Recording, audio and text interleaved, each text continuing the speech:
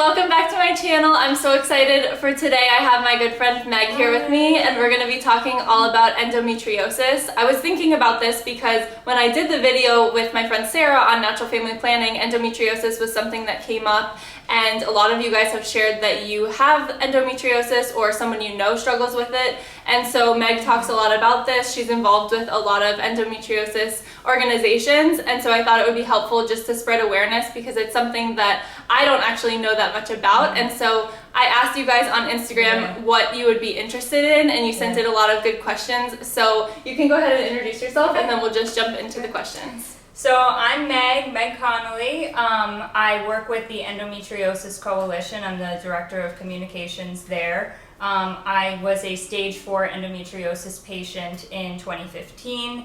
I'm doing much better now, but we'll talk a little bit more about that later. I'm in real estate, and I'm a digital media consultant, and I'm from New York, but now I live in Miami. Yay. And I'm getting married in June. Yay, yeah. So exciting. So I'm really excited for her to share her experience and what she's been through and what's been helpful for her, and hopefully it's something that will be helpful for you guys also. To start with, I wanted Meg to just explain what endometriosis is, because I couldn't know how to explain it to someone besides the symptoms. So could you just talk about what it is? Sure. Endometriosis is when the tissue from the inside of the uterus grows on the outside of the uterus, which can cause a lot of pain, heavy bleeding, and many other symptoms that we'll cover. And so how did you first come to learn that you had endometriosis, or what were your symptoms? So it was about 10 years of pain, irregular periods, heavy periods, real suffering. It was just not normal. 8th grade, I was leaving school, and everyone's like, why are you leaving school for your period?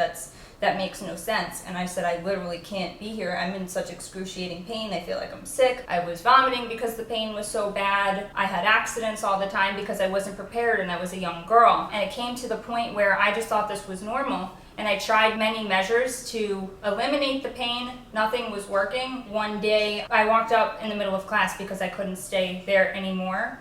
And I went to a doctor, and I decided to try birth control, which really did not work for me, which we can cover later. And then I found a doctor in New York City 2 years later that first told me about endometriosis. I had no idea what it was. This was after 10 years of suffering. One of the questions that I got asked on Instagram when talking about endometriosis was, how do you know that you have endometriosis? So your signs and symptoms were like extreme pain and vomiting and things like that on your period? Yes. Is that typically what happens? For the most part, yes, but the disease is very complex, that some people don't have the pain levels that I had, but they have infertility issues. Okay. So symptoms can include heavy bleeding, irregular periods, extreme pain, nausea, PMS, mood swings. There's other symptoms that can include painful intercourse. Food allergies is another one. So for the longest time, I thought everything that I experienced was normal. Until I went to the Gianna Center in New York City after 7 OBGYNs telling me, just take the pill, everything's gonna be okay. I was still persistent because nothing was helping. I went there, and she explained to me, none of what you're going through is normal. A little PMS a couple days before your period might be normal, a little cramps might be normal, but when you can't get out of bed, or if it's preventing you from doing day-to-day activities, from going to work, if you have to go to the bathroom multiple times a day if you're gonna have an accident, that's also an issue. It's not normal. Like, what you think is normal, if you have endometriosis and you don't know it, it's not normal. The key is really to be persistent and to go to your doctor, ask them about endometriosis, because for me, before the Gianna Center, and I didn't know what it was, I was going to these doctors that were not even bringing up the word. I had never heard the word in my life. I didn't know what it was, but I knew that something was wrong and something wasn't normal when all of my friends that I was living with in college were going to class and working out and doing all these things on their period when I couldn't even move. And so you just have to remain persistent. You have to ask your doctors. Then when you ask them, that's when they open up the conversation. That is really the key, because if I had asked my doctors about endometriosis before going to the Gianna Center, I think that I would have had my answers and my surgery a lot earlier in life. God takes you to the right people, and the Gianna Center was where I was supposed to be. I mean, she's changed my life. She's been a godsend. Okay, so another question that we got asked a few different times are what tests are done to determine that you have it, or how does a doctor diagnose endometriosis? So could you talk about that? Sure. So a lot of people may think that, like other chronic illnesses, that it can be diagnosed with a simple blood test, an ultrasound, an MRI, sonogram, anything of that nature, but the tricky thing with endometriosis is that it doesn't come up on any of those things. So the only way to get an official clinical diagnosis is to have a laparoscopic procedure. So what is that? That's when a surgeon will go put a tube through your belly button with a light and scope out the area to see if he sees lesions, which is what endometriosis looks like. That's how they can diagnose it. If they see lesions, then through the laparoscopic procedure, they will remove the lesions with the appropriate measures. They take the samples, they send it out for a pathology report, and if it comes positive for endometriosis, that's how you get your diagnosis. It's a common misunderstanding that people can get a simple blood test or that it may come up on a simple scan on your belly, but that's unfortunately not the case. But if it helps you get an answer to your pain and suffering, and also infertility for those who are struggling with infertility, the laparoscopic procedure is beyond worth it. Okay, there was a couple questions about birth control.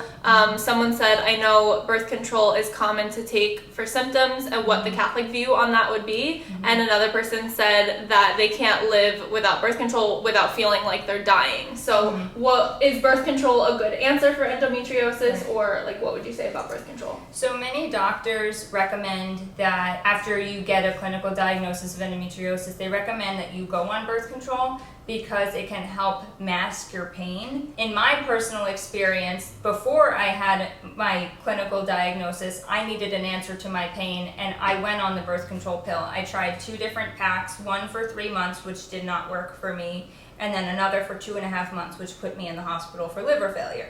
So that was fun. But really, it's not a good answer to eliminating endometriosis because it doesn't cure the disease, it just masks the pain. So what happens is when you have endometriosis, the lining that is growing on the outside of the uterus bleeds every single time that you get your period. So even though that the birth control might be masking the pain, that doesn't mean that it's preventing the disease from spreading.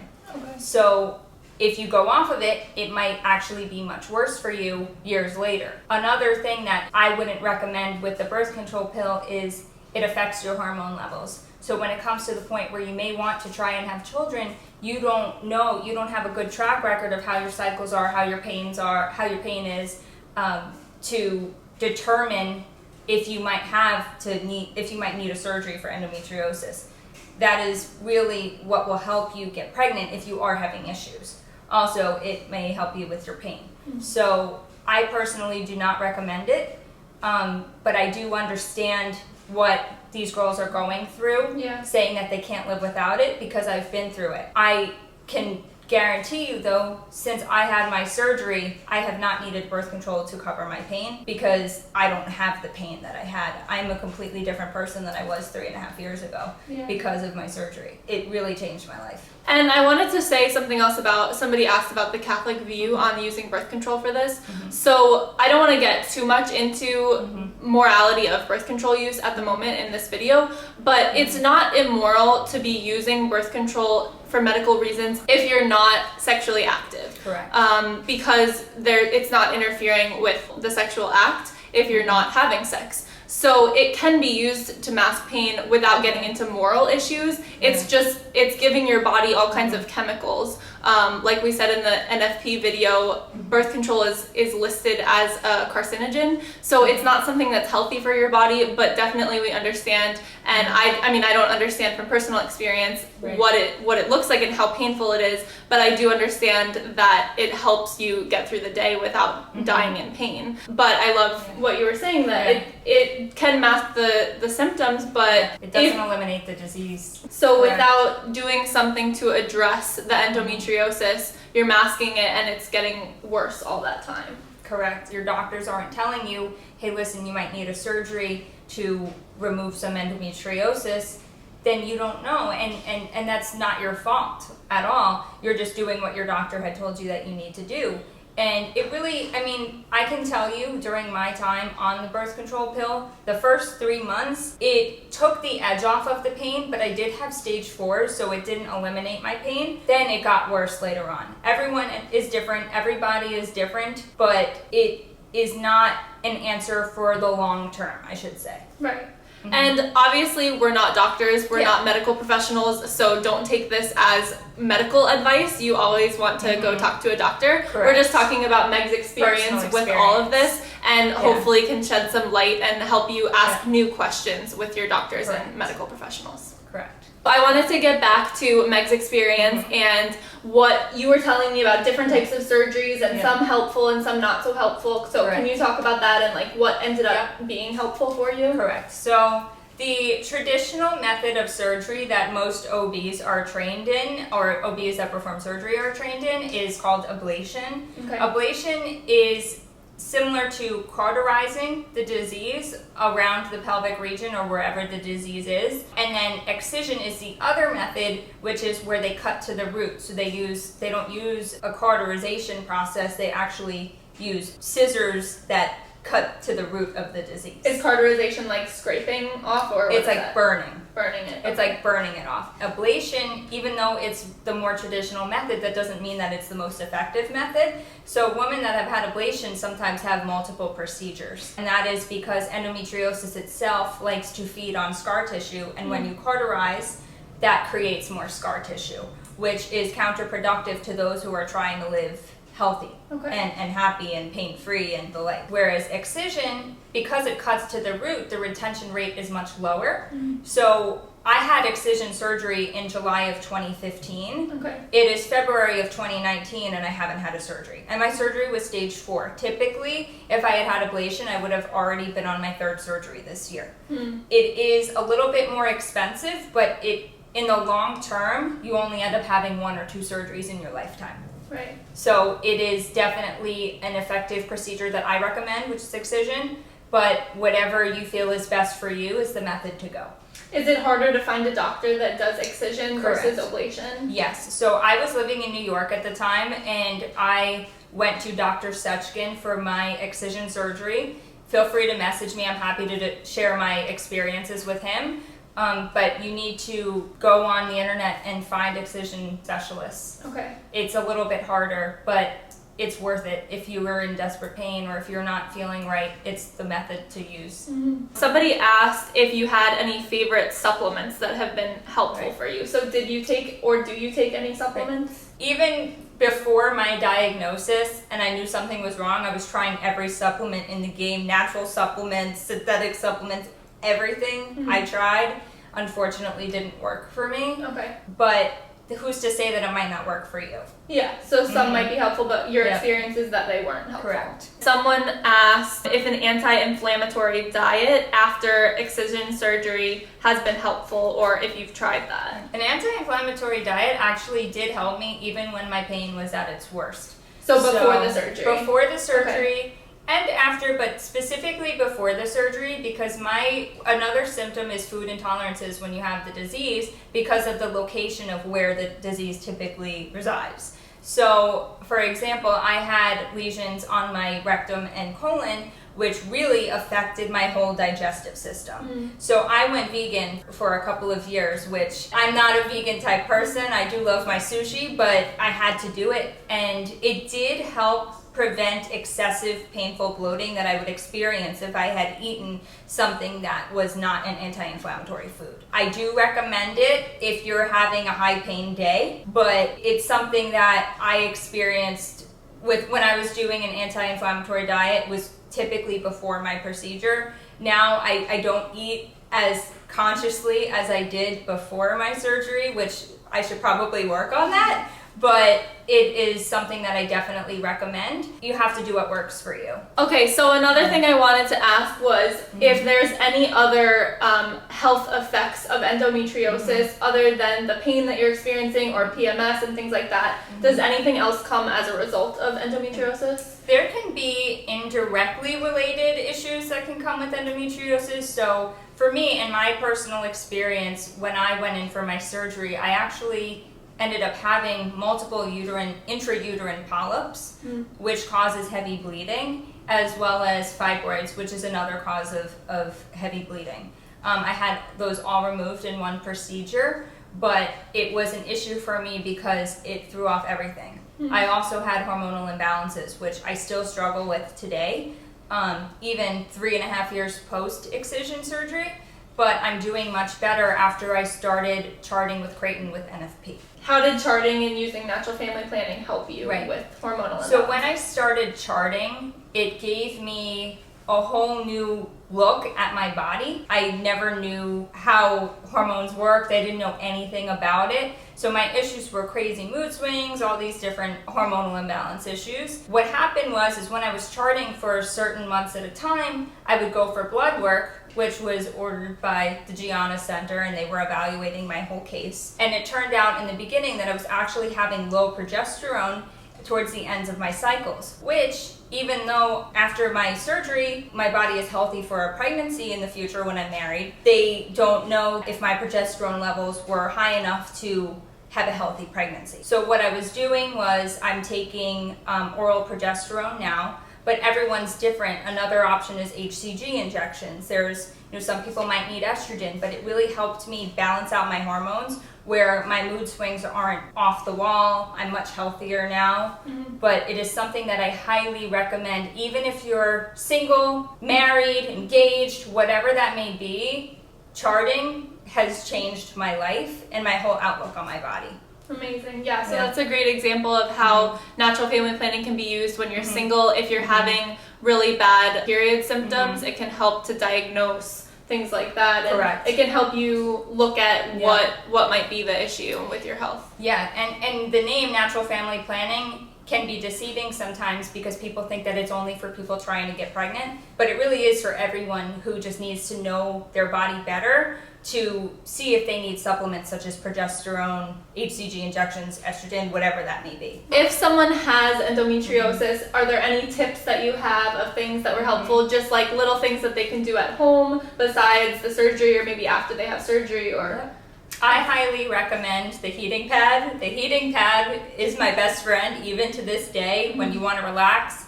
A warm bath with a nice bath bomb, essential oils, that has also been really helpful, essential oil candles, anything that helps you relax, because the more your muscles are tense, the more that your pain acts up. So if somebody has endometriosis, if someone watching maybe suspects that, I have a lot of those symptoms that you were talking about, or I know that I have endometriosis, are there resources that you can suggest for them? Yes, there are. So I would like to suggest my organization, the Endometriosis Coalition.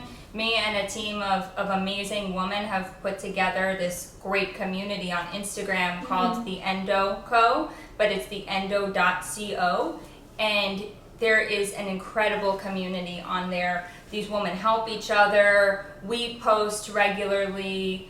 We try and partner with companies that can also do giveaways, and it's really a support system for girls that understand what you're going through. And you had mentioned the Gianna centers. Yes. Can you talk more about that? Yes. There's one in Florida. There is. There's one in Naples. I didn't know that. That's amazing. I gotta go there. Yeah, I know there's one in Naples, and then you were talking about one in New York. Yes. And I think they have them all over the country. Yes, they are popping up everywhere. I know that they are strongly advocating for new cities where they can grow. The Gianna Center truly saved my life. I do not know where I would be today without the Gianna Center. I was living in New York at the time, so I went to the New York Gianna Center, and even though I live in Miami now, I still go to the New York Gianna Center because that doctor has understood my case since pre-surgery, post-surgery, and now with my hormonal imbalances. Any Gianna Center that is closest to you, either give them a call or go in. I highly recommend them. They're amazing. Yeah. And they really, they hold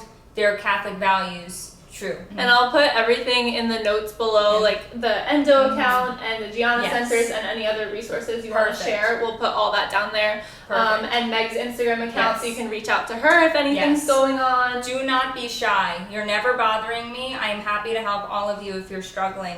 It really is a passion of mine to help women, so don't be shy. Message me. Yeah, that's awesome. Yeah. So I'm so glad you can be a resource for them. Thanks. I just want to thank my amazing support system, and I want to thank you for having me on here. Yeah, thank you so much for coming. I hope this was helpful for you guys. I hope you learned something. If this is something that you're struggling with, maybe you have new questions that you want to bring into your doctor that can help you get some answers or some relief to the pain and suffering that you're experiencing. If you liked this video, please give it a thumbs up and don't forget to subscribe to my channel. I'm hoping to be posting more, but we'll always be posting about faith, family, mental health, things like this. This affects so many women. 1 in 10, you said, right? 1 in 10. 1 in 10 women experience endometriosis. So I hope some of you this was helpful for you, and please share it with anyone who you think it would benefit them. Have a great day.